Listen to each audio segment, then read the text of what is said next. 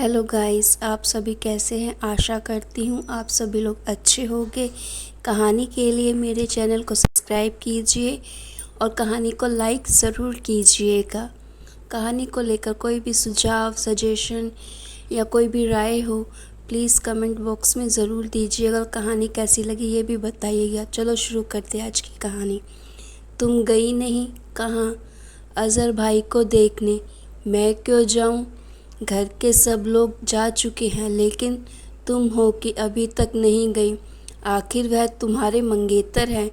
मंगेतर थे लेकिन अब नहीं। एक अपाहिज मेरा मंगेतर नहीं हो सकता। मुझे उसकी बैसाखी नहीं बनना। वह आईने के सामने खड़ी बाल संवार रही थी और अपनी बहन के सवालों के जवाब लापरवाही से दे रही थी।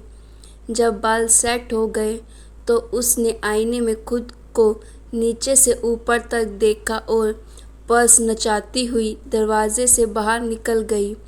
अज़हर के यहाँ का दस्तूर था कि रिश्ते आपस में ही हुआ करते थे और शायद इसी रिवायत को ज़िंदा रखने के लिए माँ बाप ने बचपन में उसका रिश्ता उसके चाचा की बेटी से तय कर दिया था। अज़हर कम बोलने वाला सुलझा हुआ लड़का था, जबकि ज़ोया को माँ के बेवजह लाड़ प्यार ने ज़िद्दी और खुदसर बना दिया था। शायद यही वजह थी कि दोनों साथ साथ खेलते खेलते झगड़ने लगते थे। जो खिलौना अज़हर के हाथ में होता ज़ोया उसे लेने की ज़िद करती और जब तक अज़हर उसे दे नहीं देता वह चुप ना होती। उस दिन तो हद हो गई। अज़हर पुरानी कॉपी का उधड़ा हुआ कवर लिए था। कवर पर कोई तस्वीर बनी थी, शायद उसे पसंद थी। ज़ोया की नज़र पड़ गई। वह चिल्लाने लगी, वह मेरा है, उसे मैं लूँगी। अज़हर भी बच्चा था, बजाय उसे देने के दोनों हाथ पीछे करके छिप लिया। वह चीखती रही, चिल्लाती रही, यहाँ तक कि बड़े लोग आ गए। तौबा है, दफ्ती के टुकड़े के लिए ज़िद कर रही थी। अभी ये अज़हर के हाथ में है, ना होता तो रद्दी होता। क्या लड़की है, क़यामत बर्पा कर दी। बड़ी अम्मी बड़बड़ाई और अपने बेटे अज़हर को ले कर चली गई। यूं ही लगड़ते झगड़ते दोनों बड़े हो गए। बचपन पीछे छूट गया। दोनों उम्र के उस मुकाम पर थे जहाँ जागती आंखें ख्वाब देखने लगती हैं। और जब अज़हर ने ज़ोया की आंखों में देखा तो हया की लाली उतर आई। नज़र अपने आप झुकती चली गई। शायद उसे मंगेतर का मतलब समझ आ गया था। अब वह अज़हर की इज़्ज़त करती, उसकी बातों में शरीक होती, उसके नाम पर हंसती। घर वालों को भी इत्मीनान हो गया कि चलो सब कुछ ठीक हो गया है। बड़ी अम्मी इन दिनों मायके गई हुई थी और जब लौटी तो उनके साथ एक दुबली पतली सी लड़की थी जिसकी माँ बचपन में गुजर चुकी थी। बाप ने दूसरी शादी कर ली थी। अब उसके भी 4 बच्चे थे। बेचारी कोहलू के बैल की तरह लगी रहती। बिस्तर पर जाती तो बिस्तर बिछौना का होश न रहता। पता नहीं कब सुबह हो जाती। दादा से पोती की हालत देखी ना जाती। दादा बड़ी अम्मी के रिश्ते के चच्चा थे। जब बड़ी अम्मी उनसे मिलने गई तो पोती का दुखड़ा लेकर बैठ गए। अल्लाह न करे किसी की माँ मरे।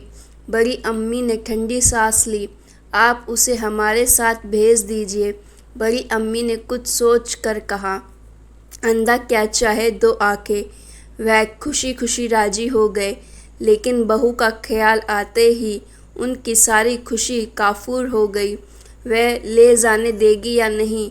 और जब नज़र उठी तो दरवाजे में खड़ी थी। उसने सारी बातें सुन ली थी। बड़ी अम्मी कब हारने वाली थी। उन्होंने अपने तरकश से एक तीर छोड़ा जो सही निशाने पर बैठा।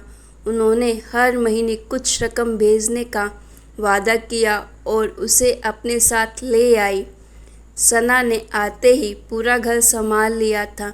इतना काम उसके लिए कुछ नहीं था। वह घर का काम आंख बंद करके कर लेती। उसे सौतेली माँ के जुल्म व सितम से निजात मिल गई थी, अर्थात वह यहाँ आकर खुश थी।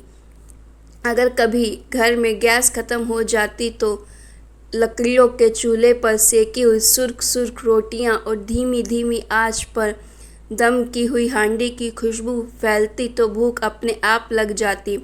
चाची की तरफ मातम बरपा होता, अरे गैस खत्म हो गई, अब क्या करेंगे, भाभी सिलेंडर वाला आया क्या। फिर बाजार से पार्सल आते तब जाकर खाना नसीब होता। और अगर सभी मिर्ची पाउडर ख़त्म हो जाता, सना साबुत मिर्च निकालती, सिलबट्टे पर पीस कर खाना तैयार कर देती।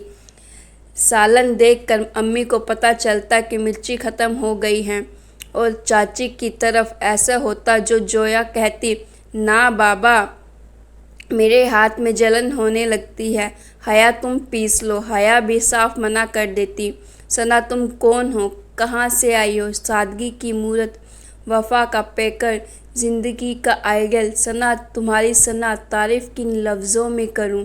अज़हर का दिल बिछ बिछ जाता। फिर उसे जोया का ख्याल आता, वह तो उसका मंगेतर है, कल को उससे उसकी शादी हो जाएगी। फिर ये कशिश क्यों, मैं सना की तरफ क्यों खींचा जा रहा हूँ। अक्सर तन्हाई में वह उसके बारे में सोचता रहता। अज़हर एक दिन लॉन्ग ड्राइव से लौट रहा था, उसका एक्सीडेंट हो गया। अस्पताल पहुंचने पर डॉक्टर ने कहा, अब ये अपने पैरों पर नहीं चल सकेंगे। सारा घर जमा था, सबका रो रो कर बुरा हाल था। जब से अज़हर का एक्सीडेंट हुआ था, जोया ने अपने कॉलेज के दोस्तों से मिलना शुरू कर दिया था। आज भी वह तैयार होकर किसी से मिलने गई थी। हया के लाख समझाने पर भी उस पर कोई असर ना हुआ था। अज़हर अस्पताल के बेड पर दोनों पैरों से मजबूर लेटा हुआ था। हर आहट पर देखता शायद वह आ जाए जिससे दिल का रिश्ता जुड़ा है, वफा के सिलसिले हैं, जीने के राब्ते हैं, जो उसका मुस्तकाबिल है, लेकिन दूर तक उसका कहीं पता ना था। एक आहट पर उसके ख्यालात बिखर गए। अम्मी आ रही थी, उनके पीछे सना थी। अम्मी ने इशारा किया तो वह सामने स्टूल पर बैठ गई। अम्मी रात का खाना लेकर आई थी। अज़हर खाना खा रहा था और कनखियों से उसे देख रहा था। फुल आस्तीन की जम्पर, चूड़ीदार पजामा, सर पर पल्लू डाले वह खामोश बैठी थी। काश इसकी जगह जोया होती, उसने सोचा। फिर जल्दी से नज़रें झुका ली, कहीं उसके चेहरे से अम्मी उसका दर्द ना पढ़ ले। वह मुंह में निवाला रख कर चबाने लगा। जब खाने से फारिग हो गया तो अम्मी बर्तन समेटने लगी। अम्मी आप रहने दीजिए, मैं कर लूँगी, उसकी महीन महीन सी आवाज़ आई। उसने बर्तन समेट कर थैले में रखे और खड़ी हो गई। जब वह बर्तन उठा रही थी तो खुशबुओं का झोंका उसके पास से आया और अज़हर को महका गया। अम्मी उसे अपना ख्याल रखने की हिदायत देकर चली गई। आज अज़हर को डिस्चार्ज मिल गया था। बैसाखियों के सहारे जब वह अंदर आया तो अम्मी का कलेजा मुंह को आने लगा, लेकिन होने को कौन टाल सकता है। सना अज़हर का पहले से ज़्यादा ख्याल रखती। बहरहाल दिन गुजरते रहे। एक दिन देवरानी जेठानी दरमियानी बरामदे में बैठी हुई थी। देवरानी शायद बात का सिरा ढूंढ रही थी। भाभी, हम आपसे कुछ कहना चाहते हैं। उन्होंने उनकी आंखों में देखा। जोया ने इस रिश्ते के लिए मना कर दिया है। वह अज़हर से रिश्ता नहीं करना चाहती क्योंकि अज़हर तो उन्होंने जुमला अधूरा छोड़ दिया। वह ज़बान से कुछ ना बोली और उठकर चली आई। अज़हर ने नोटिस किया था अम्मी बहुत बुझी बुझी सी रहती हैं। आखिर वह पूछ बैठा, अम्मी क्या बात है, आप बहुत उदास रहती हैं। कुछ नहीं, बस ऐसे ही ज़रा तबीयत ठीक नहीं है। मैं जानता हूँ आप क्यों परेशान हैं। जोया ने इस रिश्ते से मना कर दिया है। अम्मी ने चौंक कर बेटी की तरफ देखा। हाँ अम्मी, मुझे मालूम है, वह मुझे देखने तक नहीं आई। अगर रिश्ता नहीं करना था तो ना सही, लेकिन इंसानियत के नाते तो आ सकती थी। जिसका इंसानियत से दूर दूर तक वास्ता ना हो, मुझे खुद उससे कोई रिश्ता नहीं रखना। मेरे बच्चे। अम्मी की आंखों से बेअख्तियार आंसू निकल पड़े। उन्होंने उसे गले से लगा लिया।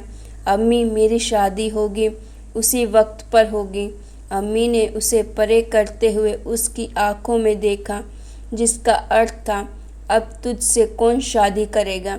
अम्मी, मैं सना से शादी करूँगा। सना मेरी शरीके हयात बनेगी।